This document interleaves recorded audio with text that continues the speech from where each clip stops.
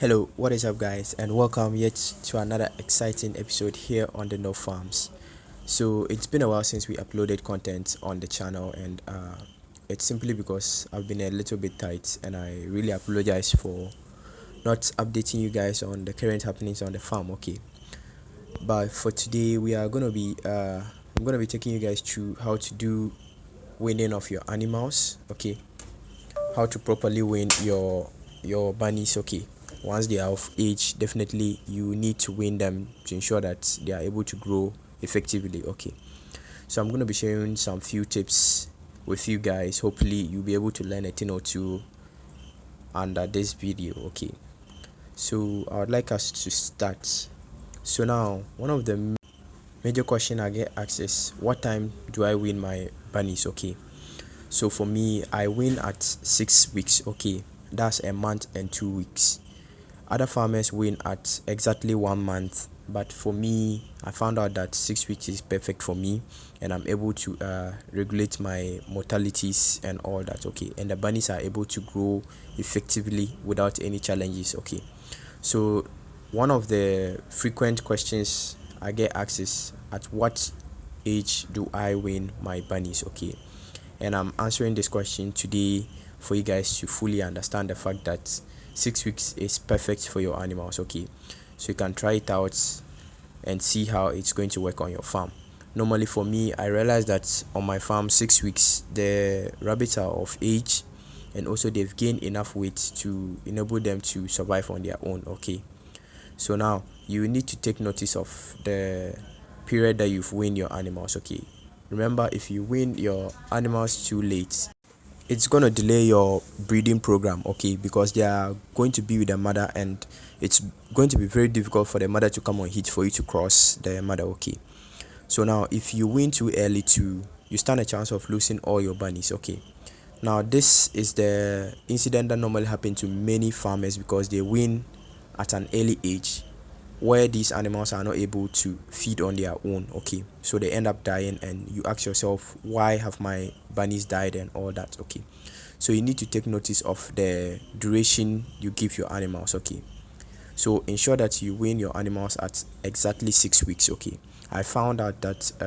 weaning at exactly 6 weeks is usually perfect for me. Okay, so now let's move to the next step, which is going to be your feeding. Okay, so now one thing I'm going to tell you is that ensure you maintain the feed you were giving to the mother when they were with the mother. Okay, and the main reason is that these animals digestive tract has not been fully developed. Okay, so when you change their feed swiftly like that, they stand a chance of bloating, and diarrhea can even occur, and you would lose some of the bunnies. Okay, their immune system is not still as strong as the fully grown rabbits. Okay, so you need to take it slow with them. All right, so still under the feeding, you need to increase the quantity of hay you give to your bunnies. Okay, now hay helps in tract development, that's the digestive tract development. Okay, so you need to ensure that always there's hay, and alongside there should be clean fresh water for your bunnies. Okay, this ensures that there's effective circulation of the food particles and easy digestion and absorption of nutrients. Okay, so once you are feeding hay, remember you feed hay with water. Okay, you don't feed hay without water. The animals are going to be affected by constipation because they'll be struggling to digest the hay that they've consumed. Okay, and also you need to pick up your medication. Okay, so now for me, what I do is that I inculcate the medication into their feed. So as at the time I'm weaning them, I don't really focus much on medication, simply because the medication was already administered in their feeding and in their watering systems. Okay, so now when it comes to multivite, I add multivite to their water when they are drinking. Okay, I give them twice in a month, that's the beginning of the month and the ending of the month. Okay, so now for coccidiosis, I introduce the coccidiostat into their feed. Okay, in the process of forming their feed, I ensure that I introduce the coccidiostat into their feed, so I don't really worry about them being affected by coccidiosis and all that.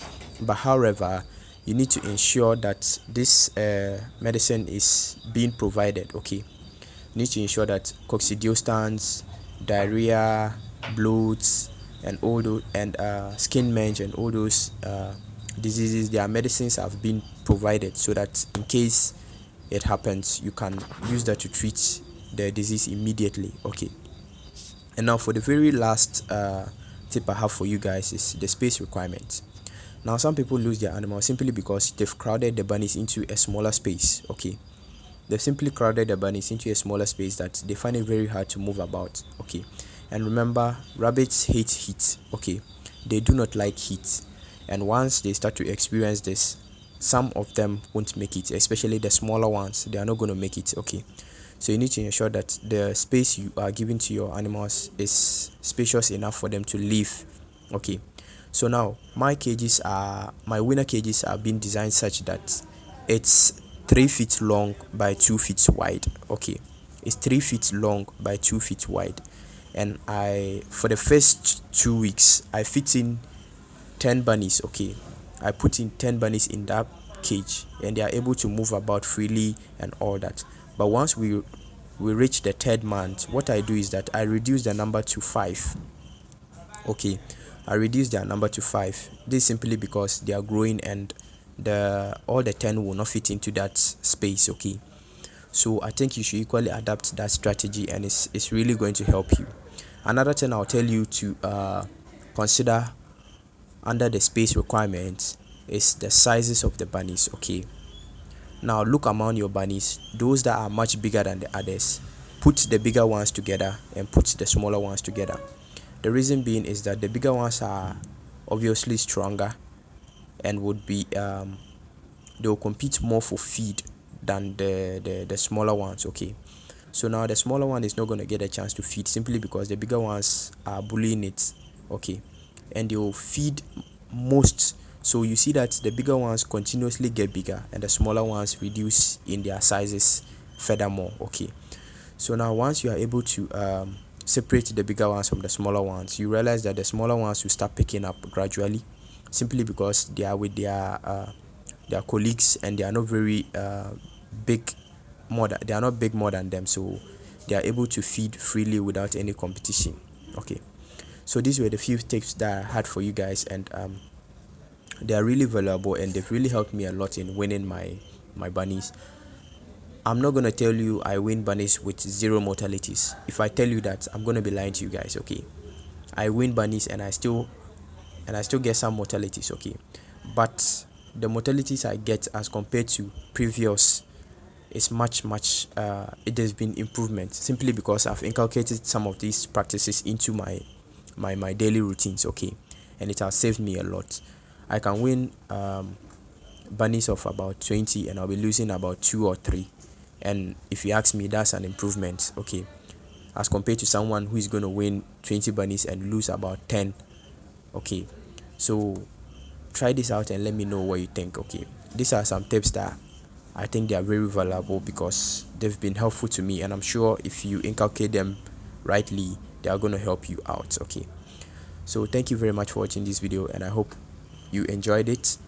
And feel free always to share your comments with me, and also to our newcomers, welcome, and don't forget to subscribe to the channel. Okay, you can hit the notification bell so that you get alerted anytime we drop a post or a video. Okay, this has been Ezekiel here, and thank you so much, and have a nice day.